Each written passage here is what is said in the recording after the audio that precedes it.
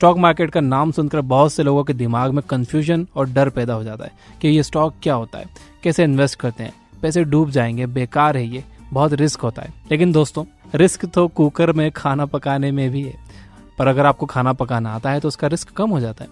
Risk तो गाड़ी चलाने में भी है, पर अगर आप अच्छे से गाड़ी चलाना जानते हो तो एक्सीडेंट का खतरा कम हो जाता है। ठीक उसी तरह स्टॉक मार्केट में भी रिस्क है और आप इस रिस्क से कभी भी नहीं बच पाओगे। लेकिन अगर आपके पास सही नॉलेज है तो आप इस रिस्क को काफी हद तक कम कर सकते हो। इसके बाद बहुत से लोगों का मानना है कि स्टॉक मार्केट एक जुआ है। हाँ, अगर आपको इसके बारे में कुछ नहीं पता और फिर भी आप उसमें इन्वेस्ट किए जा रहे हो तो ये आपके लिए एक जुआ ही है। आपको यहाँ समझना होगा कि रिस्क में और कैलकुलेटेड रिस्क में फर्क होता है। आपको स्टॉक मार्केट में कैलकुलेटेड रिस्क लेना होगा। कैलकुलेटेड रिस्क कैसे लेते हैं, आइए देखते हैं। सबसे पहले आप ये डिसाइड करो कि आप कितना रिस्क ले सकते हो। अगर आप यंग हो और महीने में अच्छा पैसा बचा लेते हो तो आप स्टॉक मार्केट में ज्यादा रिस्क ले सकते हो। लेकिन अगर आप 60 साल के हो तो आपको कम रिस्क लेना होगा। साथ ही आप ये देखो कि आप जो रिस्क ले रहे हो उस पर आपको कितना प्रॉफिट मिल रहा है। अगर आपको फायदा सिर्फ 5 रुपए का हो रहा है लेकिन 20 रुपए का नुकसान होने का चांस है तो आपको इस तरह का इन्वेस्टमेंट नहीं करना चाहिए। तो सबसे पहले हम स्टॉक मार्केट की ABCD जान लेते हैं ताकि आपको इसके बारे में पता लग जाए। हर कंपनी को ग्रो करने के लिए पैसे चाहिए होते हैं। कंपनी के फाउंडर के पास अगर पैसे हैं तो खुद के पैसे उसमें लगा सकता है, कुछ अमीर लोगों को मनाकर उनसे अपनी कंपनी में इन्वेस्ट करवा सकता है, या फिर पब्लिक फंडिंग के जरिए पैसे ला सकता है। पब्लिक फंडिंग में कंपनी आम जनता से पैसे लेती है। वो अपने बहुत से शेयर्स मार्केट में ऑफर कर देती है जिसे IPO कहा जाता है, यानी कि इनिशियल पब्लिक ऑफर। फिर आम लोग इस शेयर को उस IPO के जरिए खरीदते हैं और कंपनी के हिस्सेदार बन जाते हैं। इस तरह से कंपनी को ग्रो करने के लिए पैसे मिल जाते हैं। एग्जाम्पल के लिए, अगर एक कंपनी की कीमत 3 करोड़ है और उसने अपने 3 लाख शेयर्स निकाले तो उसके हर एक शेयर की कीमत होगी 100 रुपए। अब अगर आप उसके 20 शेयर्स खरीद लेते हो तो आप उस कंपनी में 2000 रुपए के मालिक बन जाते हो। आपका उस कंपनी में 2000 रुपए का हिस्सा है। इसी हिस्से को शेयर कहते हैं और अब आप उस कंपनी के शेयर होल्डर बन चुके हो। इसके बाद अगर वो कंपनी फ्यूचर में ग्रो करके 6 करोड़ की हो जाती है तो उसके एक शेयर की कीमत 100 रुपए से बढ़कर 200 रुपए हो जाएगी। आपके इन्वेस्ट किए गए 2000 रुपए 4000 बन जाएंगे। वैसे ही अगर कंपनी लॉस में जाकर 1 करोड़ की हो जाती है तो उसका एक शेयर 33 रुपए का हो जाएगा। आप जब चाहे अपने शेयर्स को बेचकर अपने पैसे को वापस पा सकते हैं। अगर आपको लग रहा है कि कंपनी डूब रही है या फ्यूचर में वो आपको प्रॉफिट कमा कर नहीं दे सकती तो आप उस कंपनी के शेयर्स को स्टॉक मार्केट में बेच सकते हो और उससे अपने पैसे वापस पा सकते हो। कंपनी को जो प्रॉफिट होता है तो वो कभी कभी उसे अपने शेयर होल्डर्स में बांट देती है। या तो वो अपने शेयर होल्डर्स को पैसे दे सकती है या फिर उसे और शेयर्स दे सकती है। इसे डिविडेंड कहा जाता है। कंपनी के शेयर्स के दाम तब बढ़ जाते हैं जब इसे बहुत से लोग खरीदना चाहते हैं। मार्केट का एक यूनिवर्सल लॉ है, if demand goes up price goes up and vice versa. इसका मतलब है अगर एक कंपनी बहुत प्रॉफिट कमा रही है तो उसके स्टॉक्स बहुत से लोग खरीदना चाहेंगे। अगर उसके स्टॉक्स बहुत से लोग खरीदना चाहेंगे तो उसकी डिमांड बढ़ जाएगी और उसकी कीमत भी। ठीक इसी तरह अगर कंपनी नुकसान में जा रही है तो उसके स्टॉक्स कोई नहीं लेना चाहेगा। जिन लोगों ने उसे ले रखे हैं वो उसे बेचने लगेंगे और उसके प्राइस घट जाएंगे। देखिए, सिंपल रूल ये है कि आपको एक कंपनी में तब इन्वेस्ट करना चाहिए जब उसके स्टॉक की कीमत कम हो। इसके बाद जब उसकी कीमत बढ़ेगी तो या तो आप उसे बेच दीजिए और तुरंत पैसे वापस ले लीजिए, या फिर लॉन्ग टर्म के लिए इन्वेस्ट करने के इरादे से उसे वहीं पर छोड़ दीजिए। एक एग्जाम्पल बताता हूँ।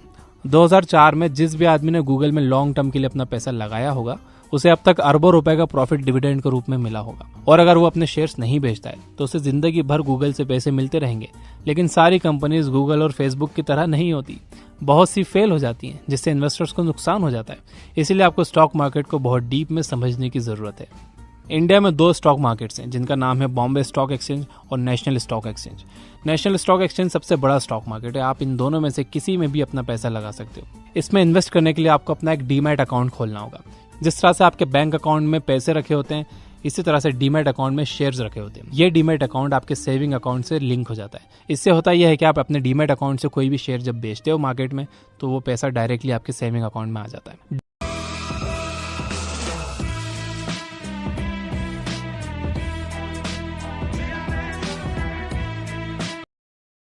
अगर आप जिंदा हो तो मरने का रिस्क कहीं ना कहीं हमेशा होता ही है, लेकिन इसका मतलब ये नहीं है कि आप लापरवाही से अपना दिन बिताओ, रोड देखकर क्रॉस ना करो या फालतू के 10 फ्लोर की बिल्डिंग में ऊपर शक्तिमान बनने की कोशिश करो। ठीक उसी तरह स्टॉक मार्केट में भी रिस्क कम किया जा सकता है अगर आप कुछ बातें मानिए। सबसे पहले एक्सपर्ट से कांटेक्ट बनाओ। आपके कांटेक्ट में जितने ज्यादा एक्सपर्ट्स होंगे स्टॉक मार्केट में आपके कामयाब होने के चांसेस उतने ज्यादा होंगे। इसके बाद किसी एक्सपर्ट की बात पर सिर्फ इसलिए भरोसा मत करो क्योंकि वो एक्सपर्ट है। आप खुद भी हमेशा इसके बारे में और जानते रहो, इससे रिलेटेड बुक्स पढ़ते रहो ताकि आपको हमेशा इन एक्सपर्ट्स पर डिपेंड ना रहना पड़े और आप खुद भी एक दिन एक्सपर्ट बन जाओ। साथ ही आपको एक बात और ध्यान में रखने की जरूरत है, सारे एक्सपर्ट्स हों ये जरूरी नहीं है। कुछ एक्सपर्ट्स को कंपनीज पैसे देती हैं ताकि वो लोग अपने फॉलोअर्स से बोल सके कि उनकी कंपनी के ग्रो करने की बहुत पॉसिबिलिटी है। इसीलिए वो एक्सपर्ट्स उस कंपनी में पैसा लगाने के लिए आपको बोल सकते हैं जिसने उन्हें इसके लिए पैसे दिए हैं। इसलिए ये बहुत जरूरी है कि आप आंख बंद कर इन लोगों की बात ना सुनो। एक स्टॉक मार्केट एक्सपर्ट है जो टेलीग्राम चैनल चलाते हैं, जो बिगिनर्स को मार्केट के बारे में बताते हैं, उनकी हेल्प करते हैं। उनका लिंक मैंने डिस्क्रिप्शन में दे रखा है। दूसरी बात जो आपको ध्यान में रखनी चाहिए वो ये कि किसी भी कंपनी में इन्वेस्ट करने से पहले उसका बैकग्राउंड जरूर चेक करो। ये देखो कि पिछले कुछ सालों में कंपनी ने कितना प्रॉफिट कमाया है, उसने अपने शेयर होल्डर्स को कितना डिविडेंड दिया है, उसके फाउंडर्स कैसे हैं, उसका मैनेजमेंट कैसा है, उस कंपनी की टीम कैसी है। आप उस कंपनी के हर पहलू को अच्छे से परखिए और फिर यह फैसला कीजिए कि वो इन्वेस्ट करने लायक है या नहीं।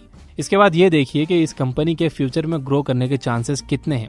आप सोचते होंगे कि टेक्नोलॉजी और गेम्स की कंपनीज बहुत फायदा कमाती हैं। ये सच है, लेकिन वो ज्यादा दिन मार्केट में नहीं रहती। लोग एक ही गेम खेल खेल कर ऊब जाते हैं, अब वो चाहे पबजी हो या पोकेमॉन गो। इस तरह की कंपनीज शॉर्ट टर्म में फायदा कमाने के लिए अच्छी होती हैं, लेकिन लॉन्ग टर्म में ये फेल हो जाती हैं क्योंकि लोगों को हमेशा कुछ नया चाहिए होता है। ज्यादा फायदा कमाने के लिए आपको एक कंपनी में लॉन्ग टर्म के लिए इन्वेस्ट करना होगा, लेकिन अगर आप शॉर्ट टर्म में पैसा लगाना चाहते हो तो उसमें भी कोई बुराई नहीं है, बस आपको उसमें फायदा कम होगा या हो सकता है नुकसान हो जाए। अगर आपको वाकई एक दिन वॉरेन बफेट और राकेश झुनझुनवाला की तरह एक बड़ा इन्वेस्टर बनना है और आप स्टॉक मार्केट को करियर की तरह चुनना चाहते हो तो ये जरूरी है कि आप इसमें एक्सपर्ट बनो। स्टॉक मार्केट का कॉन्सेप्ट सिर्फ इस वीडियो में खत्म नहीं होता, ये बहुत बड़ा सब्जेक्ट है।